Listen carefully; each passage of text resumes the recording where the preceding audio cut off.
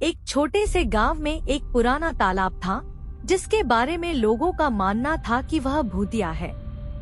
उस तालाब का नाम था काला पानी तालाब।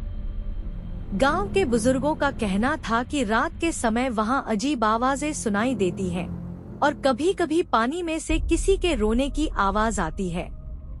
इस वजह से कोई भी उस तालाब के पास जाने की हिम्मत नहीं करता था।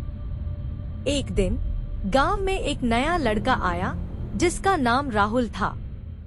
वह बहुत ही निडर और जिज्ञासु था। जब उसने तालाब के बारे में सुना तो उसने सोचा कि वह इस रहस्य का पता लगाएगा। गांव वालों ने उसे मना किया, लेकिन राहुल ने उनकी बात नहीं मानी। अगली रात राहुल तालाब के किनारे पहुंच गया। चांदनी रात थी, लेकिन तालाब का पानी काला दिख रहा था।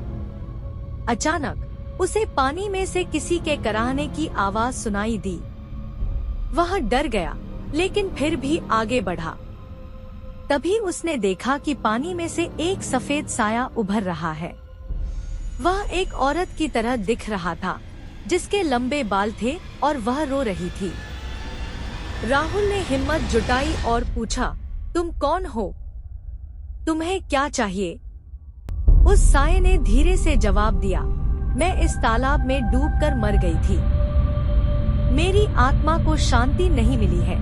राहुल ने पूछा, तुम्हें शांति कैसे मिलेगी? आत्मा ने बताया कि उसका नाम मीना था और वह कई साल पहले इस तालाब में डूब गई थी, क्योंकि उसका पति उसे यहाँ लाया था और उसकी हत्या कर दी थी। उसकी आत्मा तभी शांत होगी जब उसके हत्यारे को सजा मिलेगी। राहुल ने गांव वालों को सारी बात बताई। पुलिस ने जांच की और पता चला कि मीना के पति ने ही उसे मारा था। उसे गिरफ्तार कर लिया गया। उसके बाद तालाब से रोने की आवाजें आनी बंद हो गई। गांव वाले हैरान थे कि असल में कोई भूत नहीं, बल्कि एक बेचारी आत्मा थी जो न्याय मांग रही थी। तब से काला पानी तालाब अब मीना तालाब के नाम से जाना जाता है और वहां अब कोई डरावनी घटना नहीं होती। शिक्षा कभी कभी डर के पीछे कोई न कोई सच्चाई छुपी होती है। हिम्मत से काम लेकर उस सच्चाई को सामने लाना चाहिए।